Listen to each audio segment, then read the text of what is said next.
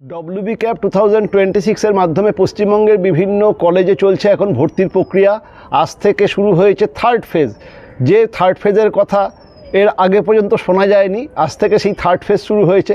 এর আগে এই ফার্স্ট ফেজ এবং তারপরে মপ আপ রাউন্ডের পরে স্ট্যান্ড অ্যালোন প্রক্রিয়া শুরু হতো, কিন্তু এবারে আর স্ট্যান্ড অ্যালোন তো হচ্ছে না, থার্ড ফেজ শুরু হয়ে গেছে। ডব্লিউবি ক্যাপের মাধ্যমেই শুরু হয়েছে। নতুন করে নাম রেজিস্ট্রেশনের প্রক্রিয়া চলছে। আবার পুরনোদেরও, যারা আগে কলেজ পায়নি বা কলেজ পেয়ে অ্যাডমিশান ক্যান্সেল করেছে, বা ফার্স্ট ফেজে যারা কলেজ পেয়েছিল, কলেজে ক্লাস করেছিল, তারাও থার্ড ফেজে আবেদন করতে পারছে। এ বিষয়ে আমি একাধিক ভিডিও দিয়েছি। মানে বেসিক্যালি এখন আমি এই ভিডিওই দেখছি, মানে বিগত কয়েকদিন ধরে এই কলেজ ভর্তির ভিডিওই বানাচ্ছি, যদিও এই ভিডিও বানাবার জন্য এই চ্যানেল না। এখানে মাধ্যমিক এবং উচ্চ মাধ্যমিক স্তরের ছাত্রছাত্রীদের পড়ানোর জন্য এই চ্যানেল। যাই হোক, তোমাদের অনেক প্রশ্ন রয়েছে, তোমাদের সমস্ত রকম প্রশ্নেরই মানে যতটা পেরেছি উত্তর দেওয়ার চেষ্টা করেছি। তারপরেও তোমাদের প্রচুর প্রশ্ন তোমরা করছো, এত প্রশ্ন তোমরা। আচ্ছা, তোমরা যে সমস্ত চ্যানেলগুলোকে ফলো করো তাদের কাছে এইসব প্রশ্ন রাখো, মানে তারা উত্তর দেয় না, কি ব্যাপারটা বুঝতে পারছি না। যারা উত্তর না দেয় তারা খুবই অন্যায় করে, কারণ তোমরা তাদেরকে ফলো করো, মানে তোমরা তাদের সাবস্ক্রাইবার, তোমাদের প্রশ্নের উত্তর দাও তাদের অবশ্যই উচিত। যেহেতু আমি ইউটিউবার না, মাস্টারমশাই, তাই তো ছাত্রছাত্রীদের প্রশ্নের উত্তর দেওয়াটা আমার কর্তব্য। আজকে আমি আর একবার ডব্লিউবি ক্যাপে ফোন করেছিলাম, মানে ডব্লিউবি ক্যাপের হেল্পলাইনে একবার ফোন করেছিলাম। সেখানে কিছু কথাবার্তা হয়েছে, সেই কথাবার্তাগুলো আগে বলে নিই, তারপরে তোমাদের বেশ কিছু প্রশ্ন উত্তরের উত্তর দেব। এবং আশা করব আর তোমরা আমাকে প্রশ্ন পাঠাবে না, কারণ থার্ড ফেজ শুরু হয়ে গেছে, আমি সমস্ত প্রশ্নের উত্তর জানি না। ঠিক আছে, আমার সঙ্গে মানে ডব্লিউবি ক্যাপের অফিসিয়াল হেল্পলাইনের কি কথা হয়েছে একবার শুনে নাও। সেটা হচ্ছে, প্রথম ডি রিজার্ভেশন সংক্রান্ত বিষয় নিয়ে আমি কথা বলি। ডি রিজার্ভেশন সম্পর্কে এখনও কোনো নিয়ম আসেনি বা ডি রিজার্ভেশন সংক্রান্ত কোনো নির্দেশিকা আসেনি। ফার্স্ট ফেজের যেটা এই ফার্স্ট পার্ট, তাতে কোনো ডি রিজার্ভেশনের গল্প নেই, এবং ফার্স্ট ফেজের যেটা সেকেন্ড পার্ট হবে বা আপগ্রেডেশন, তাতেও সম্ভবত ডি রিজার্ভেশন থাকবে না। তার কারণ এখনও পর্যন্ত ডি রিজার্ভেশন বিষয়ক কোনো নির্দেশিকা ডব্লিউবি ক্যাপের কাছে আসেনি। আসলে এইগুলো তো ডব্লিউবি ক্যাপ ঠিক করে না, এগুলো উচ্চশিক্ষা দপ্তর, সরকারের উচ্চশিক্ষা মন্ত্রক যেটা রয়েছে বা দপ্তর রয়েছে, তারাই ঠিক করে যে কী ঘটনা ঘটবে। তাদের নির্দেশেই থার্ড ফেজটা চলছে। সেখানে যদি কোনো রকম যদি সিদ্ধান্ত হয়, অবশ্যই সেটা নোটিশ আকারেই আসবে, এবং সেই নোটিশ যখনই আসবে তখনই তোমরাও দেখতে পাবে, আমিও দেখতে পাবো, অবশ্যই জানিয়ে দেবো। ডব্লিউবি ক্যাপও দেখতে পাবে, তারাও জানিয়ে দেবে, মানে তাদের অফিসিয়াল হেল্পলাইনও জানিয়ে দেবে। কিন্তু অ্যাট প্রেজেন্ট ডি রিজার্ভেশন সংক্রান্ত কোনো নির্দেশিকা আসেনি। ইনফ্যাক্ট ডব্লিউবি ক্যাপে এই থার্ড ফেজ শুরু হচ্ছে এই বিষয়ক নির্দেশিকা ছাড়া আর কোনো নতুন নির্দেশিকা আসেনি। এটা সত্যি কথা। অ্যাট প্রেজেন্ট সিনারিওতে ডি রিজার্ভেশনের কোনো গল্পই নেই। যারা ডি রিজার্ভেশনের জন্য অপেক্ষা করছো তাদেরকে আমি বলবো যে এখন অপেক্ষা করা ছাড়া কিছু আমাদের করণীয় নেই। তবে একটা কথা তোমাদেরকে বলি, যে হয়তো, মানে এটা এখনও কনফার্ম কিছু না, হয়তো এই থার্ড ফেজের পরে ফোর্থ ফেজও আসতে পারে, হয়তো থার্ড ফেজের পরে ফোর্থ ফেজও আসতে পারে, এবং সেই ফেজটাতে হয়তো ডি রিজার্ভেশন নিয়েও আসতে পারে। Not sure and certain. এখন ধরে নাও থার্ড ফেজই শেষ, এবং থার্ড ফেজের এই আপগ্রেডেশনের মধ্যেই শেষ, এবং সম্ভবত ডি রিজার্ভেশন কোনো ক্ষেত্রেই আসবে না। তবে যদি ফোর্থ ফেজ শুরু হয়, সেক্ষেত্রে মানে থার্ড ফেজের এই আপগ্রেডেশনের মধ্যে মোটামুটি সবাইকেই কলেজ দিয়ে দেওয়া হবে। তারপরে যদি কেউ আবার আপগ্রেড করতে চায়, তাহলে ডি রিজার্ভেশনের হয়তো সেটা আসতে পারে, কিন্তু সেটা এলেও ফোর্থ ফেজ, যদি কোনো অফিসিয়াল ফোর্থ ফেজ চালু হয় সেক্ষেত্রে আসবে। এটা হলো নাম্বার ওয়ান। অনেকেই সেকেন্ড ফেজেতে, মানে অনেকেরই ক্যান্সেল হচ্ছিল না, আজ থেকে সবই ক্যান্সেল হচ্ছে। মানে ডব্লিউবি ক্যাপের অফিসিয়ালরা বলছে আজ থেকে সবই ক্যান্সেল হচ্ছে, ক্যান্সেল করতে আর কোনো সমস্যা নেই। এবং আমি কয়েকটা মেসেজ দেখলাম, মানে সেই বিষয়টা নিয়েও আমি ফোন করেছিলাম, মানে কথা বলেছিলাম। সেটা হচ্ছে, কেউ ফার্স্ট ফেজেতে তোমরা অ্যাডমিশান ক্যান্সেল করে থার্ড ফেজে আবেদন করতে চাইছো, সেটা হচ্ছে কি না? হ্যাঁ, সেটাও হতে শুরু করেছে।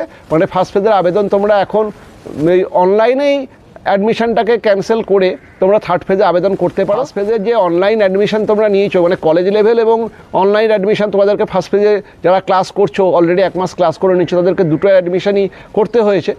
কিন্তু কলেজ লেভেলের অ্যাডমিশান ক্যান্সেল করার দরকার নেই, শুধুমাত্র অনলাইন অ্যাডমিশান ক্যান্সেল, যেটা আজ থেকে হচ্ছে, অনলাইন অ্যাডমিশান ক্যান্সেল করলেই তোমরা অটোমেটিক থার্ড ফেজেতে চলে যাবে, তোমাদেরকে নতুন করে রেজিস্ট্রেশনও করতে হবে না। আইডি এবং পাসওয়ার্ড, যে আইডি পাসওয়ার্ড তোমাদের রয়েছে সেই আইডি পাসওয়ার্ড দিয়ে তোমরা যদি একবার ওই লগ ইন করো তাহলেই দেখবে আবার প্রেফারেন্স টেবিল তোমাদের সামনে ওপেন হয়ে যাচ্ছে। প্রেফারেন্স টেবিল একবার ওপেন হয়ে গেলেই জানবে যে প্রসেসটা তুমি করতে চাইছো, মানে একটা অ্যাডমিশন ক্যান্সেল করে আবার নতুন একটা জায়গাতে অ্যাডমিশন নিতে চাইছো, প্রেফারেন্স টেবিল ওপেন হয়ে যাওয়া মানেই তোমার প্রসেসটা ঠিক আছে। কাজেই এই বিষয়ে আমি যখন এই প্রশ্ন পড়বো, একাধিক জনের প্রশ্ন থাকবে আমি জানি, তাই এই বিষয়টা আমি আগেই ক্লিয়ার করে দিলাম যে তোমরা যারা ফার্স্ট ফেজে ভর্তি হয়েছো, এখন সেই কলেজ ক্যান্সেল করে থার্ড ফেজে যেতে চাইছো, তাদের আজ থেকে ক্যান্সেলেশন প্রক্রিয়াটা শুরু হয়ে গেছে, হচ্ছে। তোমরা শুধুমাত্র ডব্লিউবি ক্যাপের অনলাইন অ্যাডমিশনটাকে ক্যান্সেল করো, তাহলেই তোমাদের নাম অলরেডি থার্ড ফেজের জন্য এনলিস্টেড হয়ে যাবে। এরপরে কিন্তু আর সেই কলেজে যেতে পারবে না, এটাও কিন্তু ভালো করে জেনে রাখো। অনলাইন অ্যাডমিশন ক্যান্সেল মানেই তোমার কলেজ লেভেলের অ্যাডমিশনটাও ক্যান্সেল, মানে ডব্লিউবি ক্যাপের কাছে ইনফরমেশান চলে যাওয়া মানেই ডব্লিউবি ক্যাপ কলেজকে জানিয়ে দেবে।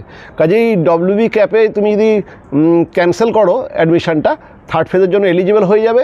আইডি পাসওয়ার্ড দিয়ে এন্টার করতে হবে, মানে লগ ইন করতে হবে, তারপরেই দেখবে প্রেফারেন্স টেবিল ওপেন হয়ে যাচ্ছে। প্রেফারেন্স টেবিল চলে আসা মানেই তুমি যে প্রসেসটাকে কন্টিনিউ করছো সেটা সাকসেসফুল হয়েছে। ওকে, তারপরে সঠিকভাবে সাজিয়ে সাবমিট করে দাও, ঠিক আছে। এরপরে অনেকেই সেকেন্ড ফেজ থেকে থার্ড ফেজে যেতে চাইছো, কোনো অসুবিধা নেই। ফার্স্ট ফেজ থেকে থার্ড ফেজে যাওয়া যাচ্ছে, সেকেন্ড ফেজ থেকে তো যাওয়া যাবেই। আর সেকেন্ড ফেজ থেকে মানে কাল পর্যন্ত সব জায়গাতেই এই অ্যাডমিশান ক্যান্সেলেশনের প্রসেসটা হচ্ছিল না বিগত দুদিন ধরে, কোনো হয়তো টেকনিক্যাল অসুবিধা ছিল।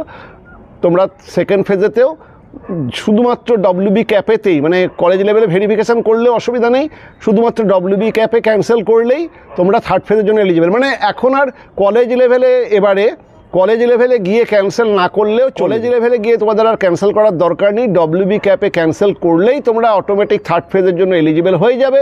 আইডি পাসওয়ার্ড দিয়ে লগ ইন করবে এবং এখানেও তোমাদের জন্য এই প্রেফারেন্স টেবিল ওপেন হয়ে যাবে। প্রেফারেন্স টেবিল ওপেন হয়ে যাওয়া মানে তোমার প্রসেস ঠিক আছে, এবং তারপরে তুমি সঠিকভাবে সাজিয়ে সাবমিট করবে।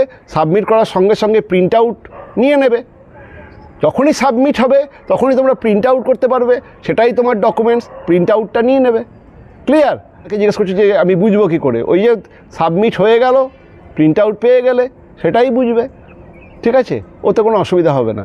আর অনেকেরই দেখা যাচ্ছে সেকেন্ড ফেজ থেকে তারা আপগ্রেডেশনে দিয়েছিল, আপগ্রেডেশনে তখন হয়নি, কিন্তু থার্ড ফেজ যখনই ওপেন হচ্ছে তাদের আবার আপগ্রেডেশনে 2-3টে কলেজ দেখানো হচ্ছে, মানে তারা সেই কলেজগুলো পাওয়ার অধিকারী। সেই বিষয়টা নিয়েও জিজ্ঞেস করেছি।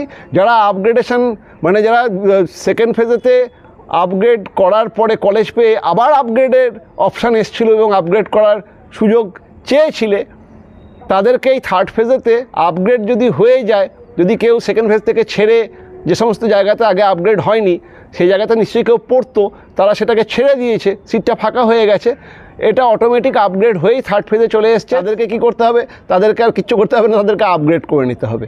সেকেন্ড ফেজ থেকে তাদেরকে থার্ড ফেজে যে 3টে কলেজ বা 4টে কলেজ বা যে প্রেফারেন্স টেবিল চলে এসছে আপগ্রেড বলে দেখাবে, সেই আপগ্রেডেশনে গিয়ে যে কলেজটা নিতে চাইছো সেই কলেজটাতে অ্যাডমিশান নিয়ে নেবে। তাহলেই দেখবে যে সেকেন্ড ফেজ, মানে সেকেন্ড ফেজের এই অ্যাডমিশানটা ক্যান্সেল করে ওইখানেতে গিয়ে অ্যাডমিশানটা নিয়ে নেবে, এবং তখনই দেখবে আপগ্রেডেড কলেজেতে তোমার টাকার অ্যাডজাস্টমেন্ট হয়ে যাচ্ছে। সেকেন্ড ফেজে ভর্তি হওয়ার পরে থার্ড ফেজে যদি অটোমেটিক আপগ্রেড হয়ে যায়, যে কলেজগুলো দেখাবে তার মধ্যে যেটা তোমার পছন্দ, সেই কলেজেতে তুমি এই সেকেন্ড ফেজের অ্যাডমিশানটাকে ক্যান্সেল করে থার্ড ফেজে অ্যাডমিশান নিয়ে নেবে। তোমাকে আর নতুন করে কিচ্ছু করতে হবে না। থার্ড ফেজে যে কলেজটা পাচ্ছ, পছন্দের কলেজে অ্যাডমিশান নিয়ে নেবে, এবং অ্যাডমিশান নেওয়ার সময়ই টাকার যে অ্যাডজাস্টমেন্ট সেটা অটোমেটিক সেটা হয়ে যাবে। যদি কিছু টাকা বেশি লাগে দিতে হবে, যদি টাকা রিটার্ন পাও সেই টাকাটা রিটার্ন পেয়ে যাবে। টাকা রিটার্নটা কিন্তু পুরো প্রসেসটা কমপ্লিট হওয়ার পরে পাবে। টাকা দিতে হলে কিন্তু সঙ্গে সঙ্গে দিতে হবে, রিটার্নটা কিন্তু পুরো প্রসেসটা কমপ্লিট হওয়ার পরে পাবে। থার্ড ফেজে যদি কমপ্লিট হয়ে যায় ভালো কথা, যদি ফোর্থ ফেজ আসে, ফোর্থ ফেজ মানে টোটাল প্রসেস যখন শেষ হবে তারপরেই কিন্তু টাকা রিটার্ন পাবে। ক্লিয়ার? এই কটা জিনিস আমি জিজ্ঞেস করেছি, সেগুলো তোমাদের জানিয়ে দিলাম। এরপরে চলো বেশ কিছু প্রশ্নের উত্তর দিয়ে দিই। তবে আর আমার কাছে মানে আর নতুন করে প্রশ্ন পাঠানোর দরকার নেই, সমস্ত জিনিস বলে দিয়েছি। আর অলরেডি এবারে তোমাদের প্রসেস শুরু হয়ে গেছে। ওকে, আর যদি কোনো নির্দেশিকা আসে আমি অবশ্যই জানিয়ে দেবো। আর এরপরে যাদেরকে সাবস্ক্রাইব করে রেখেছো তাদেরকে একটু জ্বালাও, ঠিক আছে? কারণ আমি মানে আর অন্য কোনো ক্লাসের ভিডিওই আমার করা হচ্ছে না, আর দিনেতে একটার বেশি ভিডিও করার মতো আর ইচ্ছা থাকে না, ঠিক আছে।